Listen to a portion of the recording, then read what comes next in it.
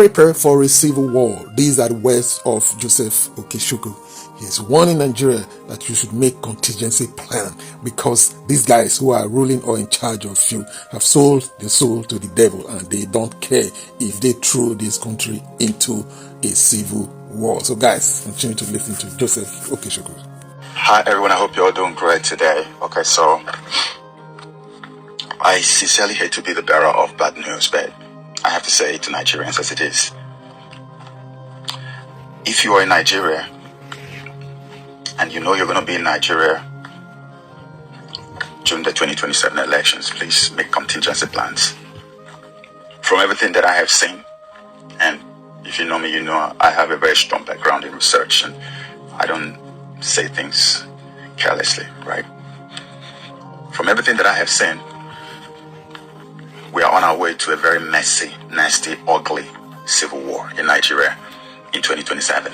And I'm going to explain to you how it's going to come out, how it's going to roll out, all right? So, in the last video that I made, right, I made it clear that there is this thing that they're planning to do, especially with the Aburi Accord that came up, right?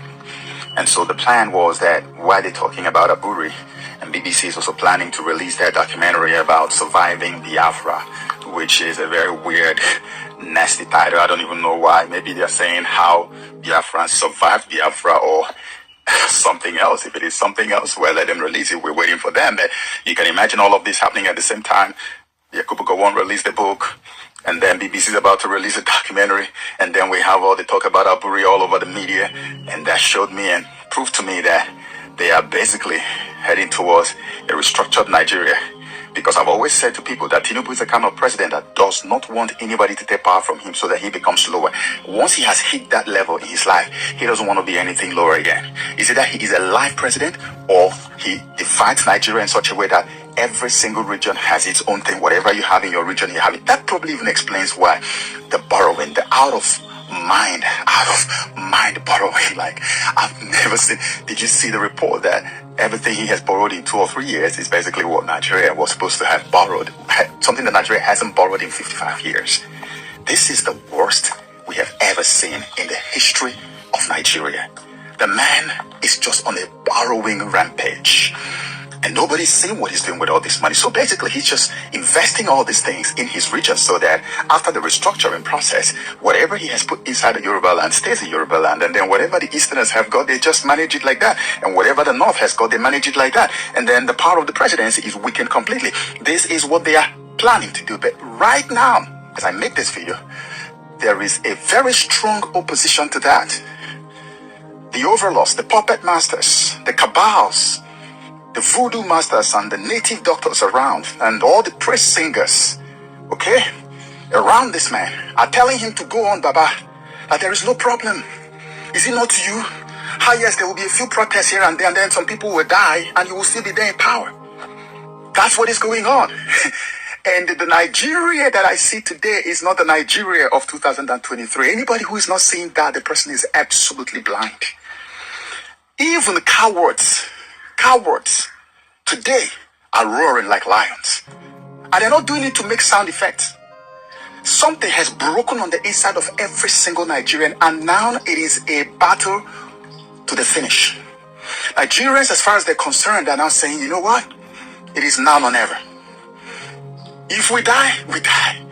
Because after all, we've got nothing to lose. This man is taking every single thing from us already. That's where Nigerians are right now. And so what you're going to see, which is why I know the civil war is coming, you need to make contingency plans. What I'm seeing is a situation where on election day, they are going to try to steal the elections like they did in 2023. They're going to try to release thugs. But they will find out that the thugs waiting for them at the polling booths are worse than the thugs they are sending. I think they already have the intelligence that this is going to happen. They know that Nigerians are ready, armed to the teeth. The kind of videos we have even seen in the last few days shows you where Nigerians are right now. That nobody is ever going to wait and allow Tinubu and his boys to rig elections or to steal elections at the polling units anymore. It's not going to happen. Just take it from me. This is not a threat. It's a reality. It's not going to happen. So what are they going to do? When that does not happen, they are going to replicate or try to replicate what they did during the useless primaries that just took place. They are going to just manufacture numbers, send it to INEC, and tell INEC to begin to apportion to different candidates. And remember, there are other candidates, Atiku, in ADC, okay? They are going to regard him as the main opposition candidate. NDC doesn't ever measure or even show up on their scale, because NDC is the arch enemy. Atiku is their brother. Is their boy. He's working for them. So they're going to say a portion 80 million to Bola Tinubu. A portion like half of that, 40 to Atiku. Go to PRP, give them like 30 million. Look for another party, give them 20. Look for another one, give them like maybe 10 or 5. And then NDC, where P2B is, give those ones like 2 million or 2.5 million. Or if they want to pity them, they can just give them like 3 million. That's what is going to happen. And guess what's going to happen when that happens? There's going to be this spontaneous outbreak of violence. The kind of violence that will make Biafra war in Sudan look like a walk in the park. Like I'm walking in the park right now. The kind that will make Biafra war look like a child's play. It's going to be multi-dimensional. It's going to go in different directions. You won't even know how to track it. You won't know which direction this war is going. You know, there are some wars that when they break out, you can tell, okay, this is what I would do if I do this, if I get that person, and then we can stave it, and then this is going to end. But you're not going to know how to chase or track this because it's going to be multi-dimensional. Do you understand? It's going to be multi-dimensional on every angle. Now, what will happen is that when that war breaks, that's when you will realize that these people have really sold their souls to the devil. Many of them already have plans outside of Nigeria. They have homes outside of Nigeria. Their families have even moved. They haven't moved 3 months to elections. They have all gone. That's when you will know they've already planned their escape. We are dealing with criminals.